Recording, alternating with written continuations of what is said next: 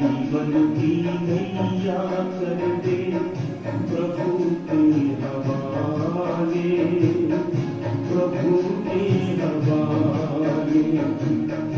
जैसे वो चाहे वैसे, जैसे वो चाहे वैसे इसको संभाले, इसको संभाले। जीवन की नैया कर दे प्रभु के हवाले, प्रभु के हवाले।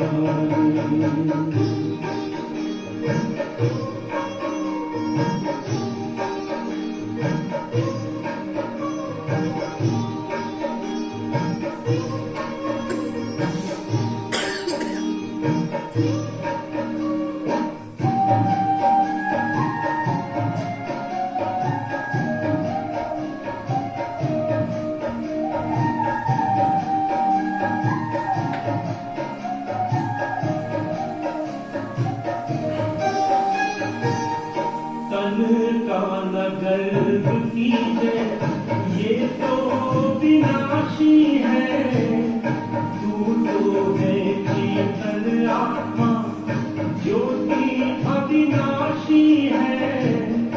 ज्योति सागर पिता को दिल में बसा ले, दिल में बसा ले। राहों में भर जाएंगे तेरे उजाले, तेरे उजाले। जीवन की नैया कर दे प्रभु के हवाले, प्रभु के हवाले।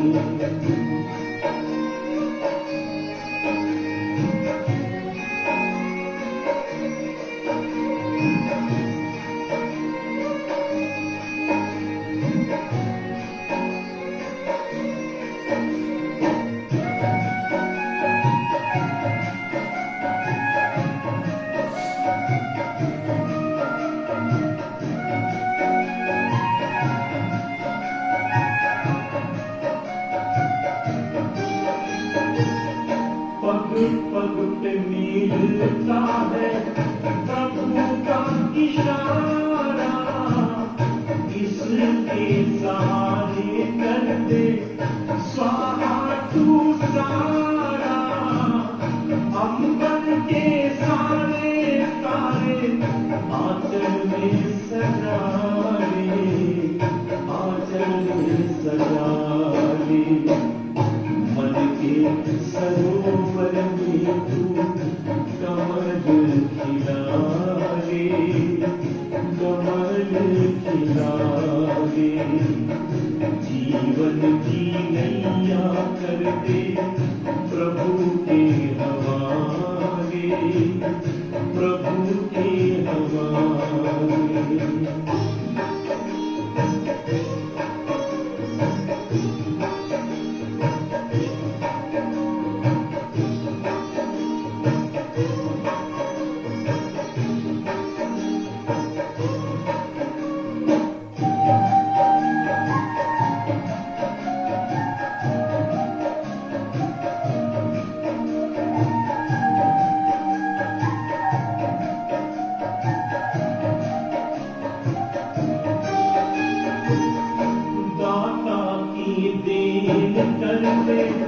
दाता को अर्पण मेरा मेरा ना कर तू, हो जा समर्पण।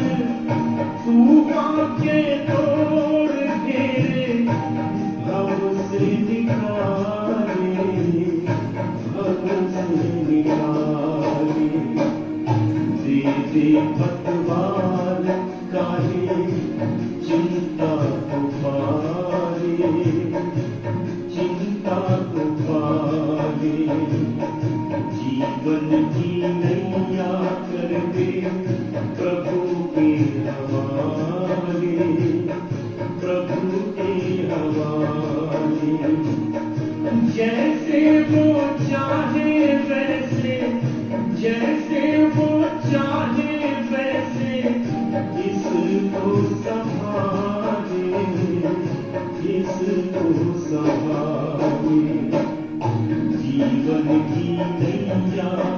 दे प्रभु के हवाले, प्रभु के हवाले। जीवन की नैया कर दे प्रभु के हवाले, प्रभु के हवाले। जीवन की नैया कर दे प्रभु के हवाले, प्रभु के हवाले।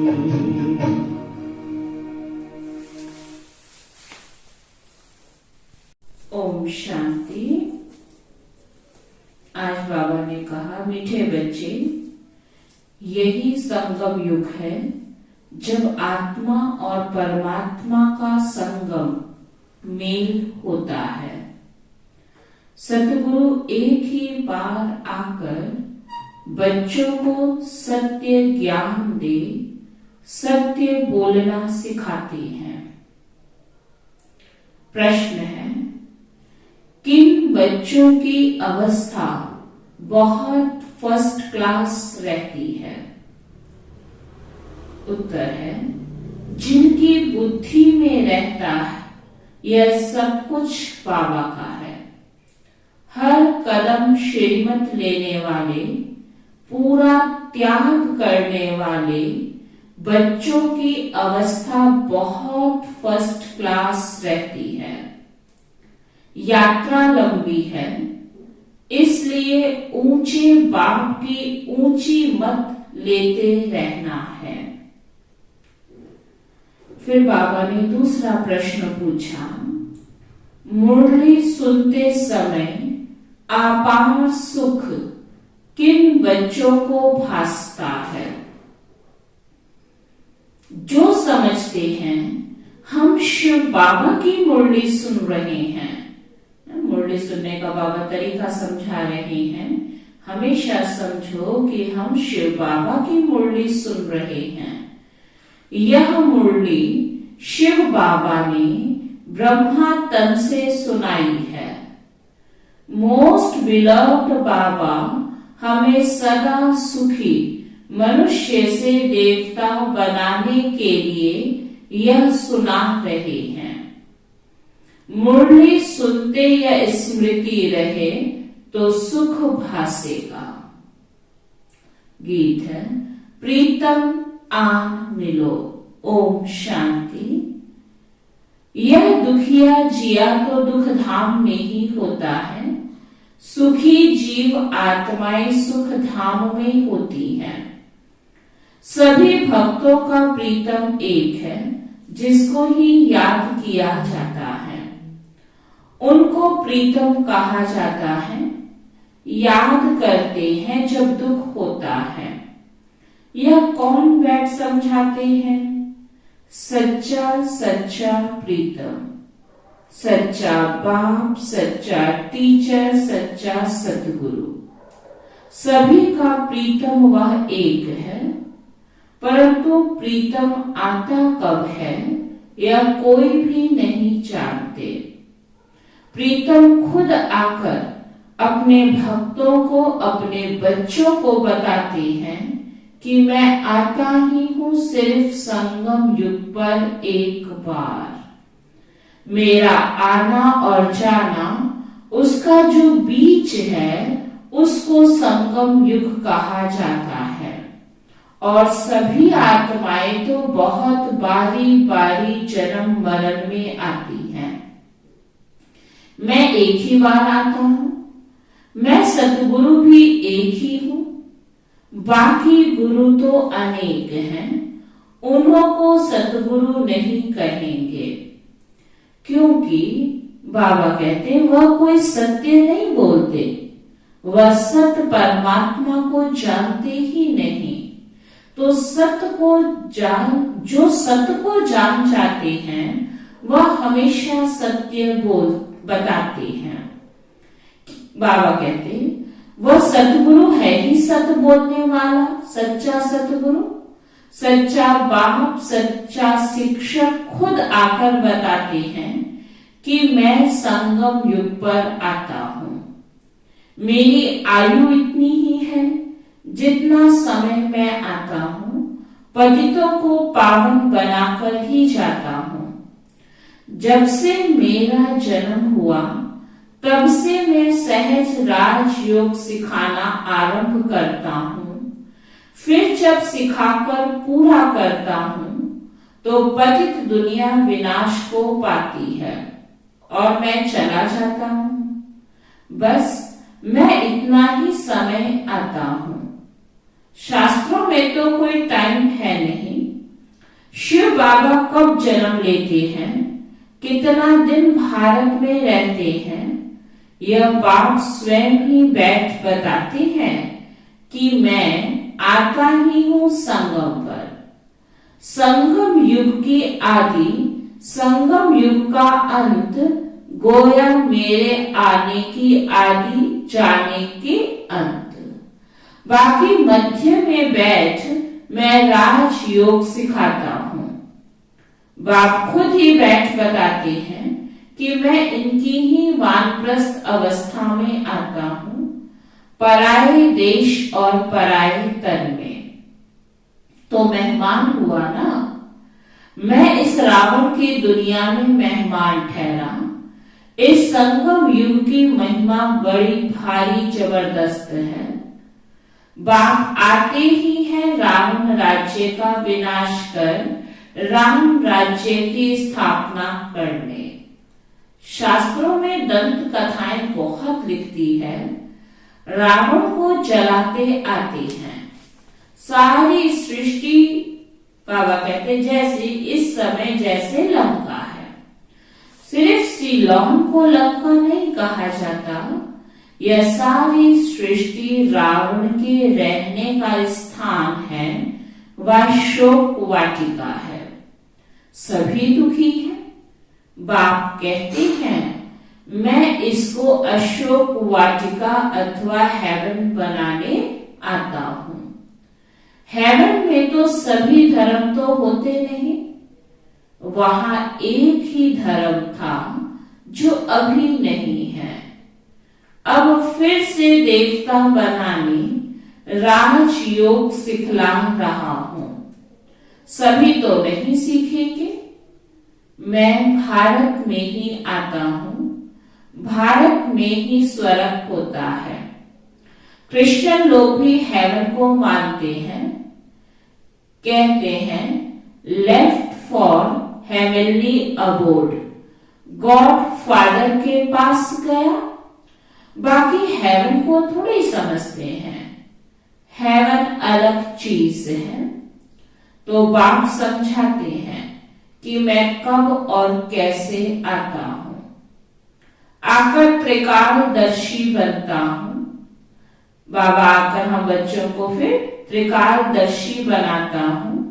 त्रिकालदर्शी और कोई होता नहीं। सृष्टि के आदि मध्य अंत को मैं ही जानता हूं। अब कलयुग का विनाश होना है। आसार भी देखने में आ रहे हैं। समय वही संगम का है। एक्यूरेट टाइम कुछ नहीं कह सकते। बाकी हाँ, राजधानी पूरी स्थापना हो जाएगी। बच्चे कर्मातीत अवस्था को पाएंगे तो ज्ञान खत्म हो जाएगा। लड़ाई आरंभ हो जाएगी। मैं भी अपना पावन बनाने का पाठ पूरा करके जाऊंगा। देवी देवता धर्म स्थापन करना यह मेरा ही पाठ है। भारतवासी कुछ भी नहीं जानते। अब शिवरात्रि मनाते हैं तो जरूर शिव बाबा ने कोई कार्य किया होगा। उन्होंने फिर कृष्ण का नाम डाल दिया है। यह तो कॉमन भूल देखने में आती है। शिव पुराण आदि किसी शास्त्र में यह नहीं है कि शिव बाबा आकर राजयोग सिखाते हैं। वास्तव में हर एक धर्म का एक एक शास्त्र है। देवता धर्म का भी एक शास्त्र होना चाहिए, परंतु उसका रचना रचयिता कौन, इसमें ही मूंझ गए हैं। बात समझाते हैं, मुझे जरूर ब्रह्मा द्वारा ब्राह्मण धर्म रचना पड़े। ब्रह्मा मुख वंशावली ब्रह्मा कुमार कुमारियां ठहरे। बहुतों के नाम बदली हुए, उनसे बहुत भागंती हो गए। साथ में रिप्लेस भी होते हैं। बाकी देखा गया नाम से कोई फायदा नहीं, वह तो भूल ही जाते हैं। वास्तव में तुमको योग लगाना है पाप से। नाम शरीर को मिलता है, आत्मा का तो नाम है नहीं। आत्मा 84 जन्म लेती है। हर जन्म में नाम रूप देश काल सब बदल जाता है।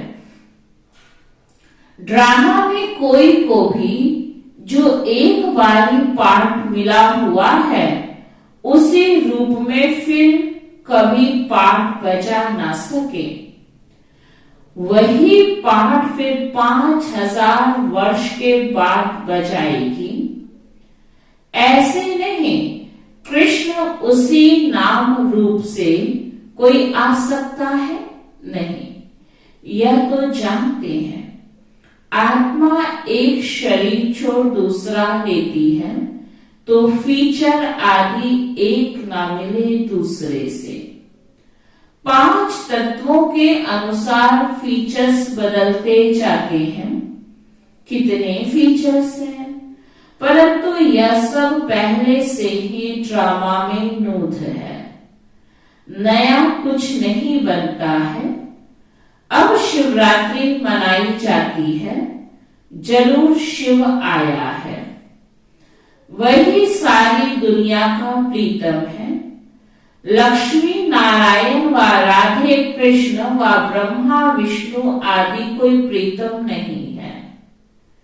गॉड फादर ही प्रीतम है। बाप तो जरूर वर्षा देते हैं, इसलिए बाप प्यारा लगता है। बाप कहते हैं, मुझे याद करो क्योंकि मेरे से तुमको वर्षा पाना है। बच्चे जानते हैं, इस पढ़ाई अनुसार जाकर सूर्यवंशी देवता व क्षत्रिय चंद्रवंशी बनेंगे। वास्तव में सभी भारतवासियों का धर्म एक होना चाहिए, परंतु देवता धर्म नाम बदल हिंदू रख दिया है, क्योंकि वह दैवी गुण नहीं है। अब बाप बैठ धारणा कराते हैं। कहते हैं अपने को आत्मा समझ अशरीरी हो जाओ। तुम कोई परमात्मा नहीं हो। परमात्मा तो एक शिव है। वह सभी का प्रीतम एक ही बार संगम युग पर आते हैं। यह संगम युग बहुत छोटा है। सभी धर्मों का विनाश होगा। ब्राह्मण कुल भी वापस जाएगा, क्योंकि उन्हों को फिर दैवी कुल में ट्रांसफर होना है। वास्तव में यह पढ़ाई है, सिर्फ भेंट की जाती है। वह विषय विकार है जहर, यह ज्ञान है अमृत। यह तो मनुष्य को देवता बनाने की पाठशाला है।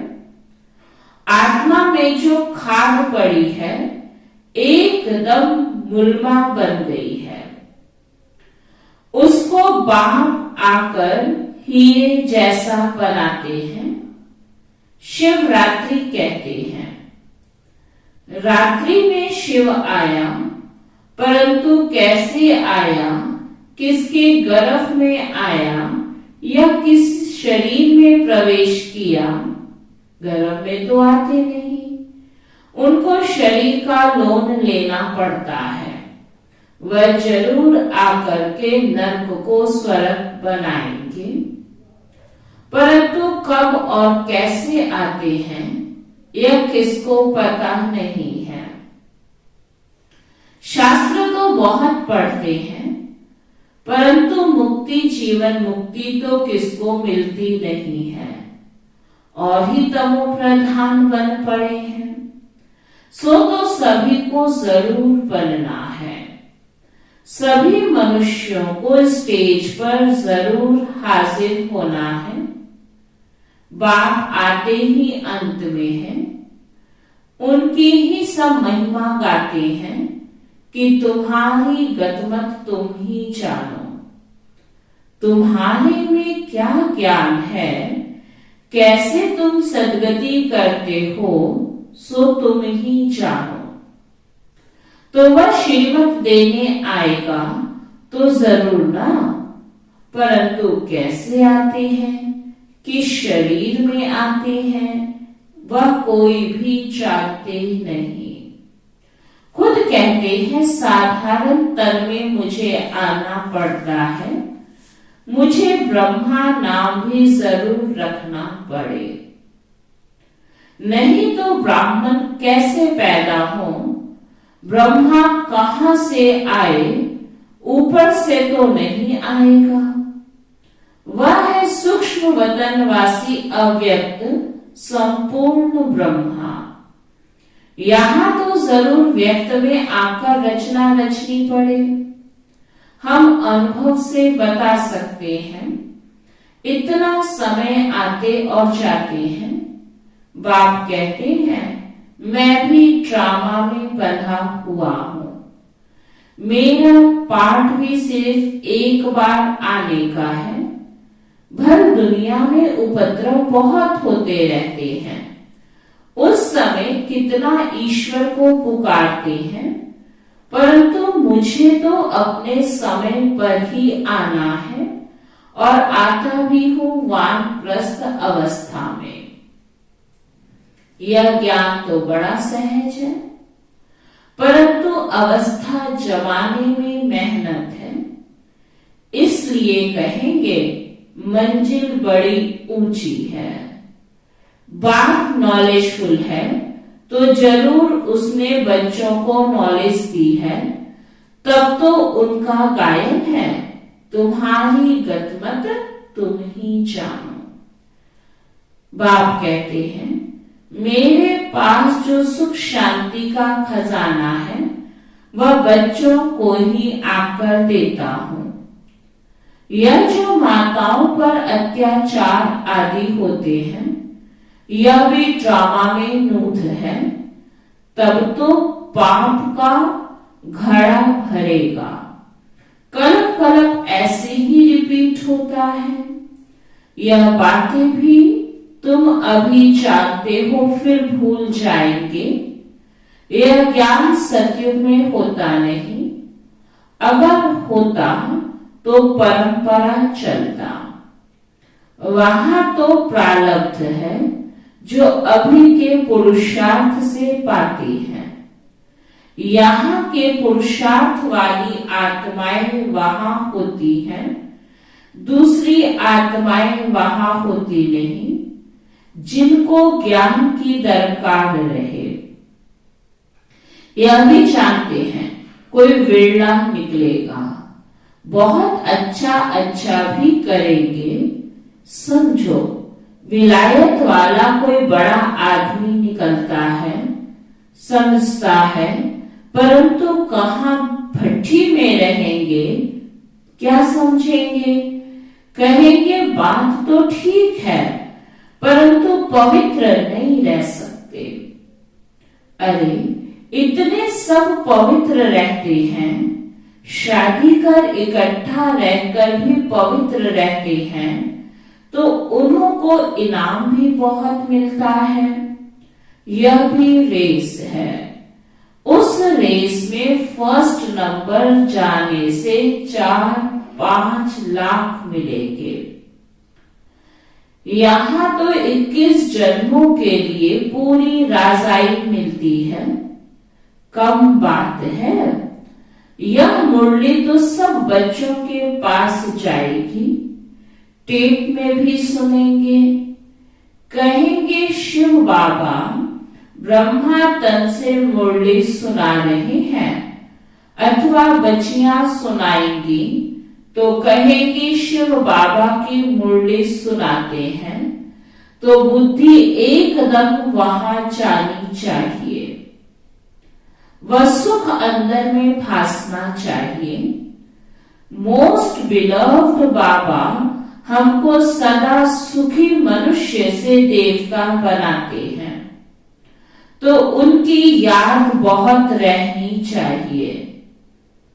परंतु माया याद को ठहरने नहीं देती। त्याग भी पूरा चाहिए।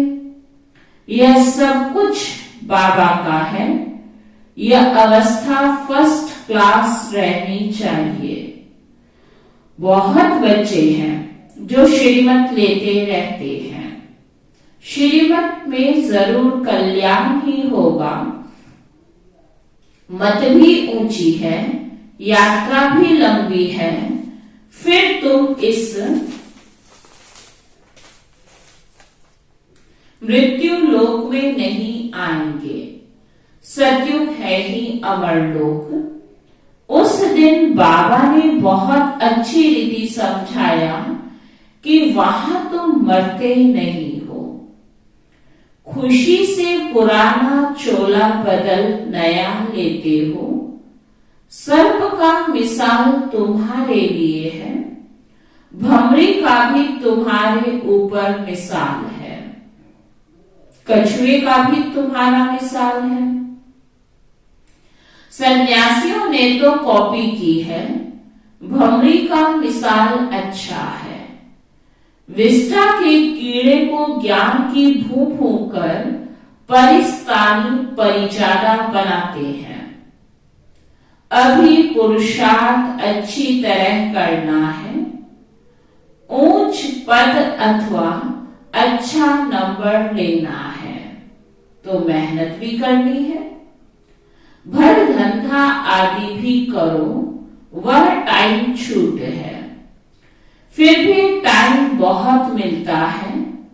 अपना योग का चार्ट देखना चाहिए, क्योंकि माया बहुत विघ्न डालती है। बाबा बच्चों को बार बार समझाते हैं, मीठे बच्चे, भूले चुके भी ऐसे मोस्ट बिलव्ड बाप व साजन को फारकती कभी कोई ना देवे। इतना महामूर्ख कोई ना बने, परंतु माया बना देती है। अब आगे चलकर तुम देखेंगे, जो कुर्बान चाहते थे, बहुत अच्छी सर्विस करते थे, उन्हों को भी माया क्या क्या हाल कर देती है, क्योंकि श्रीमत छोड़ देती है। इसलिए बाबा कहते हैं, ऐसा बड़े के बड़ा महामूर्ख नहीं बनना। अच्छा, मीठे मीठे सिकी लधे बच्चों प्रति माता पिता बाप दादा का याद प्यार और गुड मॉर्निंग। रूहानी बाप की रूहानी बच्चों को नमस्ते। हम सब रूहानी बच्चों की रूहानी बाप दादा को दिल वाचा सिकवा प्रेम से नमस्ते नमस्ते नमस्ते जी। धारणा के लिए सार है, बाप द्वारा जो सुख शांति का खजाना मिला है, वह सबको देना है। ज्ञान से अपनी अवस्था जमाने की मेहनत करनी है। दैवी गुण धारण करने के लिए देह भान को भूल अपने को आत्मा समझ अशरीरी बन एक प्रीतम को याद करना है। वरदान है, विशेषता के बीज द्वारा संतुष्टता रूपी फल प्राप्त करने वाली विशेष आत्मा भव।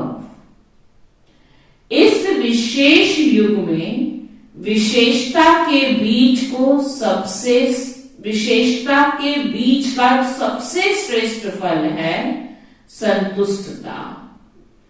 संतुष्ट रहना और सर्व को संतुष्ट करना, यही विशेष आत्मा की निशानी है। इसलिए विशेषताओं के बीज अथवा वरदान को सर्व शक्तियों के जल से सींचो तो बीज फलदायक हो जाएगा, नहीं तो विस्तार हुआ वृक्ष भी समय प्रति समय आए हुए तूफानों में हिलते हिलते टूट जाता है। अर्थात आगे बढ़ने का उमंग, उत्साह, खुशी व रूहानी नशा नहीं रहता। तो विधि पूर्वक शक्तिशाली बीज को फलदायक बनाओ। स्लोगन है, अनुभूतियों का प्रसाद बांटकर असमर्थ को समर्थ बना देना, यही सबसे बड़ा पुण्य है। और आज का अव्यक्त इशारा है, परमार्थ मार्ग में विघ्न विनाशक बनने का साधन है माया को परखना और परखने के बाद निर्णय करना। क्योंकि परमार्थी बच्चों के सामने माया भी रॉयल ईश्वरीय रूप रच करके आती है, जिसको परखने के लिए एकाग्रता अर्थात साइलेंस की शक्ति को बढ़ाओ। साइलेंस की शक्ति हाहाकार से जय जयकार करा सकती है। साइलेंस की शक्ति सदा आपके गले में सफलता की मालाएं पहनाएंगी। तो आज का जो हमें बाबा ने स्वमान दिया है, वो स्वमान है, मैं प्रकृति जीत आत्मा हूं। चिंतन करेंगे, प्रकृति जीत आत्मा की निशानी क्या होगी? प्रकृति जीत बनने की विधि क्या है? योग अभ्यास करेंगे। मैं प्रकृति पति की संतान, मास्टर प्रकृति पति आत्मा, प्रकृति के पांचों तत्वों को विशेष शांति की किरणें देकर शांत कर रही हूं। मुझ योगी पुरुषोत्तम आत्मा की साधना में प्रकृति के सभी साधन सहयोगी बनते जा रहे हैं। ओम शांति।